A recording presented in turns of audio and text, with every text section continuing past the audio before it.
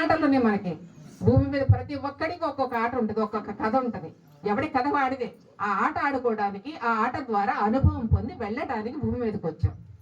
ఈ భూమి మీదకి వచ్చి ఇంతలోనే మళ్ళీ నాది నేను అనే బంధాన్ని తగిలించుకొని నా వారు, నా వాళ్ళు, నా ఆస్తి, నా పిల్లలు, ఇది ఈ బంధాలు ఇరుక్కుని మళ్ళా జన్మ తీసుకోవడానికి రెడీ అవుతున్నాం.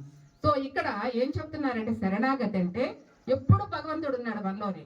భగవంతుడు దూరంగా ఎక్కడా లేడు, ప్రతి ఒక్కరి హృదయములో ఉన్నాడు అన్న సత్యము మనందరికి తెలుసు.